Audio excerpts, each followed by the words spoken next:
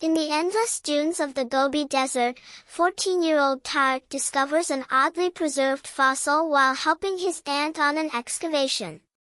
Unlike the others, this one feels warm, pulsing with something more than ancient memory. When the wind shifts and the sky cracks open during a desert storm, the fossil breaks apart, revealing a living Avimimus, fast, sleek, and intelligent beyond reason. Drawn into a secret buried for 60 million years, Tarek must learn why the creature came back, what force reawakened it, and how he is connected to a legacy of speed, survival. Tarek had always felt the desert breathe. It moved slowly in the morning and whispered by noon. By evening, it roared with heat and hunger. The sand beneath his boots always shifted, never still, never certain. He grew up in the shadows of the Gobi, with windburned cheeks and dust in his lungs. His aunt, Dr. Yasmin, was one of the best paleontologists in Central Asia, and every summer she brought him along to her digs. He never complained. Some kids had beaches. Some had malls. He had fossils. This summer was different. The camp had moved farther east than before, past the usual dry basins and into an older stretch of the Badlands. The earth here was harder, more stubborn, but also more secretive. They found things in layers no one expected to see. Small bones, strange shapes, bird-like claws locked in stone. But it was one fossil that changed everything. Tarek found it on the fourth evening. The sun had started to set, and the team was packing their tools. He stayed behind for a few more minutes, brushing sand from a shallow ridge near a cluster of weathered rocks. His aunt always told him to trust the land. The best finds feel wrong before they feel right, she would say. And something about this rock felt wrong. The fossil was small, shaped like a dancer mid-step. Its legs were thin and powerful. Its arms were feathered. The skull looked almost like a bird, but longer, sharper. The bones shimmered faintly, not with moisture or crystal but with something else, something that felt alive. He didn't call anyone right away. Instead, he sat next to it, watching the desert go quiet. The wind pulled gently at his shirt.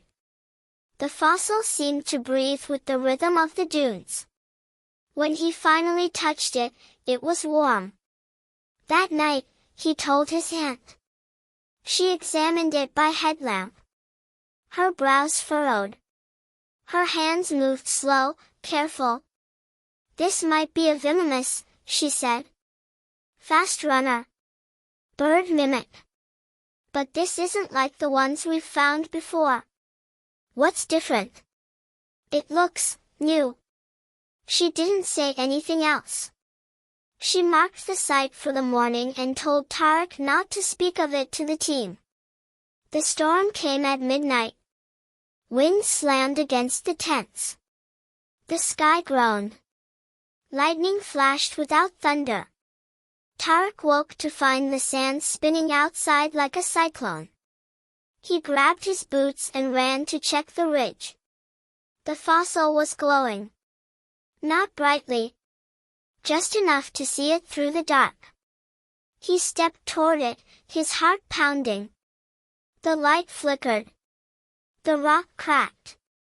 One loud snap cut through the storm. Then silence. The glow vanished. Tarek knelt beside it. The fossil was no longer a fossil. The stone had broken away, revealing skin.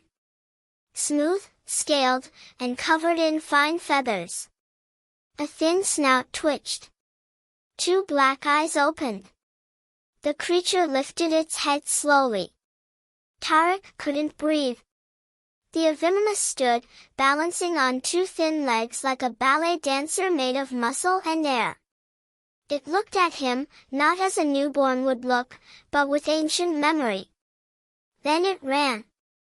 It moved faster than anything he had ever seen. It vanished into the storm as if pulled by the wind itself.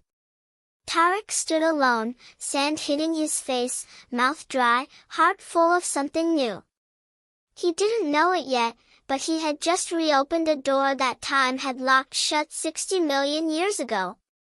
Tarek didn't sleep for the rest of the night. He lay in his tent listening to the wind settle and the silence deepen.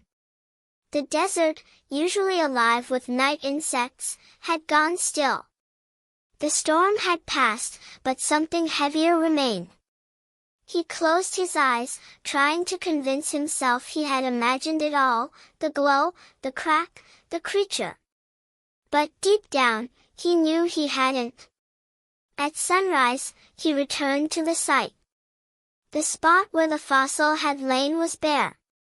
The cracked rock remained, the outline still pressed into the sand, but the creature was gone. No footprints. No trail. Nothing but a small feather stuck between two pieces of broken stone. He picked it up gently. It shimmered in the morning light, thin and sharp like a whisper frozen in time. His aunt arrived moments later. She looked at the bare space and crouched beside him. "Where is it?" she asked. "I don't know," Tarek said. "It woke up." She didn't speak. Her hands moved across the ground, searching for signs. Her eyes didn't show fear, only confusion and thought. Tarek had seen that look before. It was the one she wore when something didn't fit into science. That afternoon, the team unearthed more fragments, small bones, some feathers, and a footprint none of them could identify. It had 3 long toes and sharp claws, the heel pressed deep into the earth like it had landed hard before taking off again. Dr. Yasmin took samples and ordered the site cleared. Tarek stayed quiet. No one else had seen it. No one else had felt its eyes. But he had. That evening, he climbed the nearest hill to think. The desert spread in all directions, wide and endless. Below, the camp lights blinked faintly. He turned his head when he felt the wind shift. The Avimimus stood 10 feet away. It didn't hide or flee. It watched him from the slope, head tilted, feathers catching the fading sun.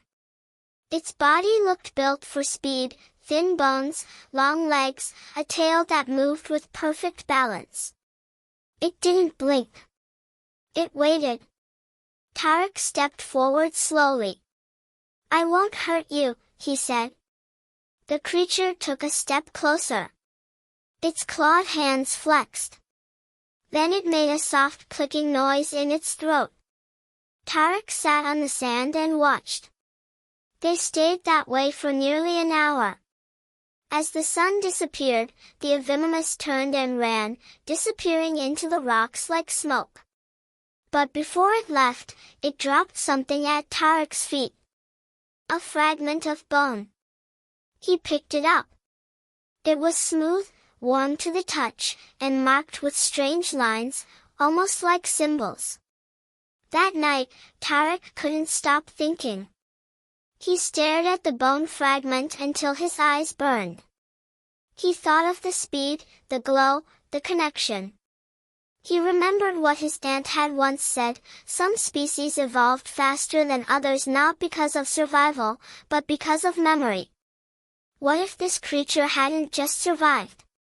What if it had remembered itself back into existence? Over the next few days, the desert began to change. The wind blew from new directions. Birds that never flew so far north began appearing at the dig site. Insects hatched out of season. Lizards moved in patterns that didn't make sense. The desert felt like it was listening to something that hadn't spoken in a long time. Tarek visited the same hill every night. The Avimimus returned each time. It never came close, never touched him, but it watched. It listened. It learned.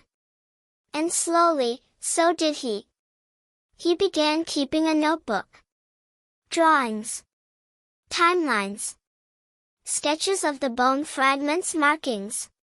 Visions came in dreams, of plains untouched by humans, of herds running beneath stars, of wings not yet shaped like birds.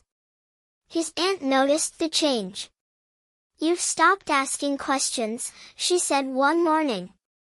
"You're acting like someone who already knows the answers." Tarek looked at her. "I think I found something we were never meant to understand. Not with tools. Not with books. It's older than thought." That night, he followed the Avimimus. It didn't resist. They ran through the dunes together, past rocks shaped like teeth and valleys the color of rust.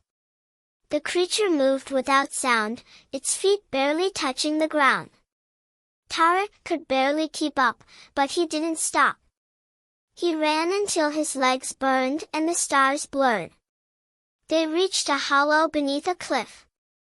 The air was cooler there, quieter. Bones lay scattered across the stone, old, half-buried, some cracked open. At the center sat an egg. It wasn't fossilized. It was alive. Pale blue and pulsing with light. The shell glowed faintly. The Avimimus circled it once, then looked at Tarek. He stepped forward, slowly, breathless. His hand hovered above the egg. As his fingers touched it, the world shifted. He wasn't in the Gobi anymore. He stood in a wide plain beneath a red sky. The earth trembled with life. Dozens of Avimimus ran across the field, leaping over stone and sand. In the distance, a volcano spat smoke. Wind screamed across the valley. And behind it all, a great silence watched. Then he saw a figure. Not human. Not animal. Tall and thin. Covered in feathers. Its face was sharp, eyes dark, hands long and clawed. It raised its arm and pointed at him. "You are the first in 1,000 years. The link is awake. The runner must return." Then the vision shattered. Tarek fell back, gasping. The Avimimus stood beside the egg, motionless. He understood. The creature had not returned by accident. It had come back because something was coming. Something that needed memory. Speed. Connection. He returned to camp at dawn. His aunt was already awake. He told her everything. She listened without a word. When he finished, she handed him a folded map. On it was a marked location, far beyond their current site. A place called Echo Valley. A place where time was rumored to twist. "You're not the first to see something out there," she said. "But you might be the first one it chose." The egg would hatch soon. And when it did, the world would have to decide whether it wanted to remember what it had buried or keep pretending it had never been there at all. Tarek left camp before sunrise. The desert stretched ahead in silence. He followed the same route the Avimimus had taken days earlier, the map his aunt had given folded in his pocket. His backpack held food, water, a flashlight, his notebook, and the glowing egg wrapped in layers of cloth. The creature ran beside him, not behind, not ahead. With each step, it seemed to listen to the land. It moved like it remembered every stone, every gust of wind, every shift in the sand. Echo Valley waited beyond the final ridge. It was not marked by trees or rivers but by sound. The air carried no noise. No birds. No insects. Only the sound of footsteps and breath. Tarek slowed as the valley opened before him. At the center stood an ancient rock formation shaped like a spiral. Lines carved into its face pulsed with faint light. The same markings on the bone the Avimimus had given him days before. The creature stepped forward and placed a claw on the spiral. The ground trembled. Wind rushed upward. A circle of dust lifted into the air. The egg pulsed in Tarek's arms. The spiral cracked down the middle. A soft tone rang out, not through the air, but through Tarek's chest. He felt it in his bones. The egg responded. Its shell began to glow brighter. Heat radiated from it, not burning, but full of energy. Then a shape appeared. Tall. Feathered. Thin arms. Hollow eyes. It was the same being from his vision. Not alive. Not dead. A memory given shape. The Avimimus backed away and bowed its head. Tarek stood still. The figure turned to him. You are the link between memory and motion, it said. The voice echoed like wind over mountains. The egg is not a child. It is a key. To what? Tarek asked. To the gate of what was lost. You hold the speed of a forgotten age. The egg cracked. A soft, clear note rang through the valley. The spiral glowed brighter. The air grew heavy. The egg split open. A small creature emerged. Smaller than the first. Feathers of deep red. Eyes bright like flame.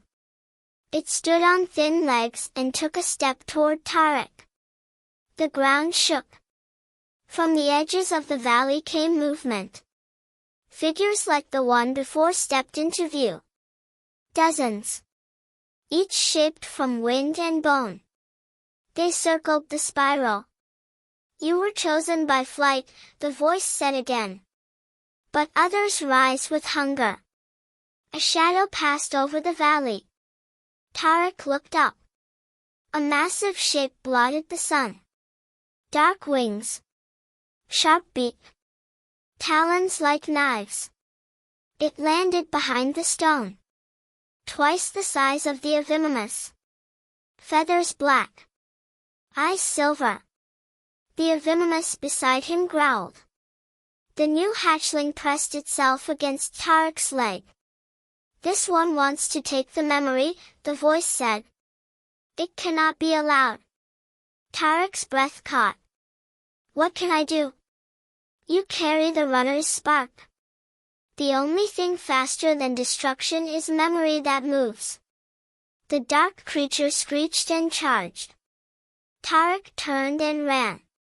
The hatchling leapt into his arms. The Avimimus ran beside him. They sprinted across the valley. Wind whipped through the canyon. The dark one gave chase. Its claws tore through the sand. It screamed again, a sound full of hunger and rage. Tarek ran like he had never run before. Not away. Toward. He didn't know what waited on the other side, but he trusted the direction. The hatchling in his arms grew hotter. The notebook in his bag began to glow. Pages flipped in the wind. He reached a stone ridge. The path split left and right. The Avimimus veered left. Tarek followed. Behind them, the dark one smashed through the ridge. Stone cracked. The spiral behind them dimmed. Then the hatchling chirped. A sharp, high sound. The world twisted. For a moment, Tarek was running through another time. The sky above him was red. Dinosaurs ran beside him. Avimimus. Dozens of them. He was no longer holding a hatchling. He was one of them. Then it snapped back. He stood at the edge of a flat plateau. A deep pit opened below. The hatchling leapt from his arms and landed beside a stone dial set into the ground. It pressed one claw against it. The dial turned. Light shot upward. The dark one caught up. It pounced. The Avimimus met it midair. Feathers and claws collided. Tarek couldn't move. The hatchling called to him. He stepped forward. The dial glowed brighter. Images flashed across the sky. The spiral. The egg. The bone. His face. The Avimimus. And then the dark one, dissolving into wind. The hatchling pressed both claws to the stone. A final beam of light burst upward. The wind screamed. The dark one froze midair. Its feathers turned to dust. Its form unraveled. It vanished. The light faded. Silence returned. Tarek fell to his knees. The hatchling climbed into his lap. The Avimimus, injured but standing, approached slowly. It leaned its head into his chest. He wrapped his arms around both. He didn't need to ask what had happened. The spark had. Tarek lay still on the plateau as the wind faded. His hands rested. The desert stayed the same, but Tarek did not. He returned every summer, sometimes alone, sometimes with his aunt. The spiral and the stone hollow remained, untouched and quiet. The camp eventually became a research site. His aunt published a paper, vague in its detail but firm in its purpose. Certain species might carry genetic memory. Fossils were no longer just bones, they were whispers from a world before language. Tarek said little to the public. He had nothing to prove. The truth wasn't meant for cameras or conferences. It was meant to be carried. The hatchling never returned, not visibly. But some nights, when the air was still and the stars sat heavy above the cliffs, he heard the distant call of something too fast to follow. Sometimes he felt a soft vibration under the sand, like a footfall, like a message running through the ground itself. The memory was alive. He kept the spiral notebook under lock and key. Pages filled with sketches, dreams, field notes, and the markings he had seen on the bone. No one else could read it. The symbols were for movement, not words. He called them path glyphs. Each one represented direction, rhythm, or intent. Not a language, not a code, something older. Something a body understands before the mind. In his 20s, Tarek began to study animal neurology. He focused on pattern recognition and instinctive movement. His lectures always hinted at something deeper, something that science could sense but not grasp. Students called him strange, quiet, brilliant, a runner of old thoughts. He smiled when they said that. The desert never stopped teaching. One spring morning, after a long season of snow and silence, he returned to the stone hollow. The wind moved softly through the canyon. He stepped into the center of the spiral and stood still. The sky overhead was cloudless. The ground warm under his boots. He closed his eyes. Nothing happened. But he felt something just beneath the surface of sound, a quiet pulse, not from the earth, but from memory. Then a shadow passed over him. He opened his eyes. A creature stood at the ridge. Not the original Avimimus. Not the hatchling. Something new. Sleeker. Taller. Wings shaped like blades of wind. Its feathers shone with pale light. Its eyes locked with his. Not wild. Not tame. Familiar. It had remembered him. Tarek stepped forward, hand open. The creature watched him a moment longer. Then it bowed. No sound. Just motion.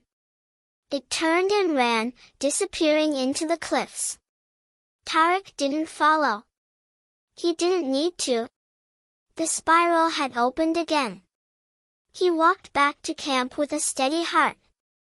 Later that year, he returned to his university and left a single box in the research vault, marked with one word, Avimimus. Inside was his notebook, a carved stone from the valley, and a feather. The last one he ever found. It shimmered faintly even in shadow. When asked about the name, he would only say, "It means bird mimic." But it was never a copy. It was the beginning. Before he turned 30, he stopped writing papers. He stopped speaking at events. He moved to the edge of the desert and built a home near the cliffs. He spent his days walking the same ridges. Listening. Watching. Some days he would run, feeling the air press against his skin, remembering the rhythm of feet across sand. The desert always remembered him. One night, many years later, a group of hikers saw something strange in the sky, 3 feathered shapes moving together, fast and silent, against the stars. A child pointed and asked what they were. No one answered. They had no name for what moves like memory and breathes like the first spark of time.